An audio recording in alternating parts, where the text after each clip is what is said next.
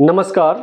वर्णिका में आप सभी का स्वागत है। आपके साथ मैं हूं संतोष सारंग और आप देख रहे हैं हम सबका पसंदीदा कार्यक्रम शब्दों की सत्ता। साथियों, हिंदुओं का एक ऐसा पर्व है जो वैदिक मंत्रोच्चारण से मुक्त है, जिसमें पंडित पुरोहितों का कोई काम नहीं है, जो कर्मकांड से मुक्त है। ऐसा हम लोग सुनते आए हैं, लेकिन क्या यह सच है? उस पर्व का नाम क्या है? इस पर हम आगे बात करेंगे, लेकिन आप सबसे गुजारिश है कि अब तक यदि आपने इस चैनल को सब्सक्राइब नहीं किया है तो कर लें और वीडियो के अंत तक जरूर बने रहें।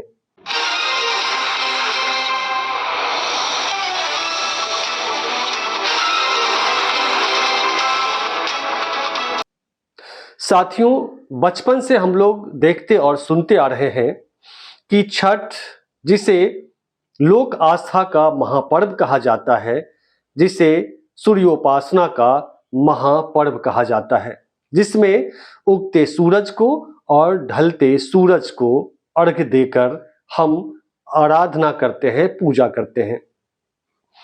लेकिन क्या यह सच्चाई है, या क्या बाकी चीजों की तरह यह भी विद्रूप होता जा रहा है? इसमें भी कर्मकांड घुसेरा जा रहा है। हम सुनते भी आ रहे हैं और विभिन्न पत्र पत्रिकाओं में भी पढ़ते आ रहे हैं कि छठ हिंदुओं का एकमात्र ऐसा पर्व है जिसमें न कोई कर्मकांड है, न इसमें पंडित पुरोहितों का काम है, न शास्त्र और वैदिक मंत्रोच्चारण का काम है। इसमें सबसे ज्यादा महिलाओं की ही भागीदारी होती है। लेकिन आज छठ को कर्मकांड से जोड़ा जा रहा है। छठ में पंडित और पुरोहितों को भी लपेटा जा रहा है। इसमें वैदिक मंत्रोच्चारण का भी समावेश किया जा रहा है। आज हम बात करेंगे बिहार के मुजफ्फरपुर जिले की।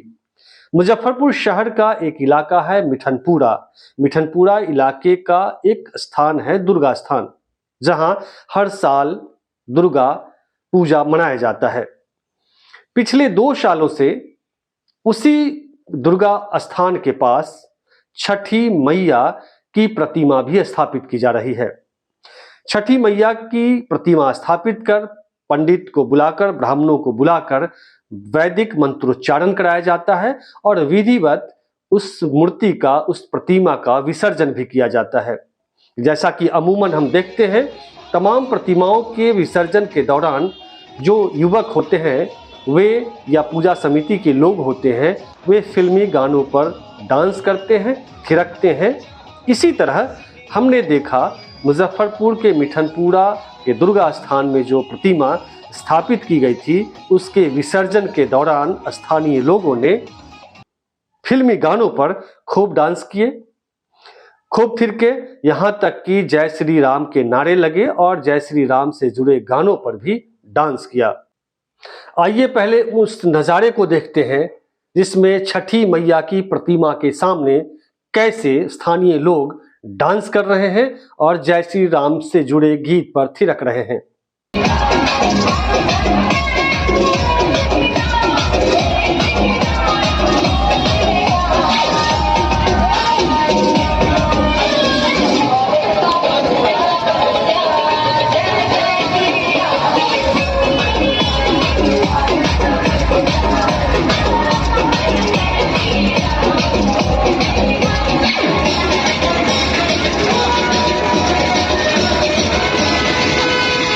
यह जानना दिलचस्प होगा कि इस पूजा समिति में जो लोग इन्वॉल्व थे, उसमें पिछड़ी और अति पिछड़ी जाति के लोग ही थे। हमने एक कुंभकार से हमने कुछ जानकारी ली इस संबंध में। रमेश पंडित नाम के कुंभकार ने बताया कि इधर पिछले 3-4 सालों में छठी मैया की प्रतिमा बैठाने की, स्थापित करने का चलन बढ़ गया है।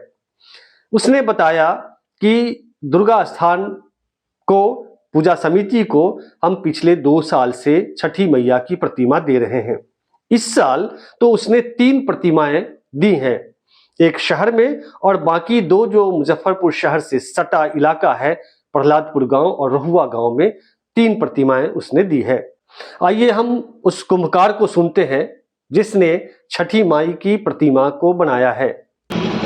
छठी माई जो बिहार का एक बहुत बड़ा त्यौहार है, उसी तरह हर दिल में और हर श्रद्धा से इसकी डिमांड बढ़ रही है, जो समय के साथ और तेज़ी से यह मूर्ति के रूप में सूर्य भगवान या छठी माई के रूप में यह विकसित होती जा रही है और शहर से लेकर गांव तक इसकी संख्या डिमांड अत्यधिक बढ़ रही है। हम लोग पिछले बार दो जगह की प्रतिमा तैयार कर पाए थे और इस साल 3 जगह की प्रतिमा तैयार कर पाए। आगे ऑर्डर आई थी, समय कम के अभाव में आगे हम लोग नहीं बना पाए। जैसे एकादशी पूजा के रूप में ये छोटे छोटे प्रतिमा जैसे जय विजय के रूप में इसकी संख्या और ज़्यादा बढ़ रही है और ये मुख्य रूप से इसकी पूजा एकादशी देवोत्थान पूजा के नाम से विख्यात होती है। ये तो बात हुई मुजफ्फरपुर शहर और शहर के बगल की।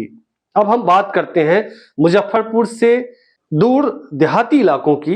एक इलाका है साहेबगंज प्रखंड। साहेबगंज प्रखंड के एक गांव में भी इस बार छठी मैया की प्रतिमा स्थापित की गई। पंडित को बुलाया गया, वैदिक मंत्रोच्चारण किया गया और धूमधाम से छठी मैया की पूजा की गई। वहां के एक स्थानीय आदमी ने बताया कि जब उसने मना किया तो उसे ही पागल घोषित कर दिया गया और हिंदू और सनातन विरोधी बताया गया। यहां भी आपको जानकर आश्चर्य होगा कि जो पूजा समिति थी जो छठी मैया की प्रतिमा स्थापित की, उस समिति में जो लोग थे वो अति पिछड़ी जाति के लोग थे और कुछ दलित वर्ग के लोग थे। एक जो विश्वस्त सूत्रों से जानकारी मिली कि इस सब के पीछे बजरंग दल का हाथ है, पीछे से वो सपोर्ट करते हैं, आर्थिक सहयोग भी करते हैं। हालांकि वर्णिका इस बात की पुष्टि नहीं करता है, लेकिन जो मुझे विश्वस्त सूत्रों से जानकारी मिली वो मैंने आपसे शेयर किया।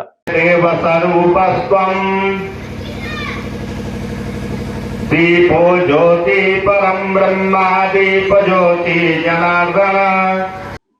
पकड़ी बसारत पंचायत का जीता छपड़ा गांव है यह, जहां प्रतिमा स्थापित की गई थी। अब हम ये क्यों बता रहे हैं ये सब चीज? इसलिए कि पिछले कई सालों से 4-5 सालों से पूरे ग्रामीण क्षेत्रों में भी पहले गणेश प्रतिमा स्थापित नहीं की जा रही थी। हाल के दिनों में जगह जगह गणेश की प्रतिमा स्थापित कर उसकी पूजा की जा रही है। लेकिन ये गणेश, दुर्गा और सरस्वती की बात तो अलग है।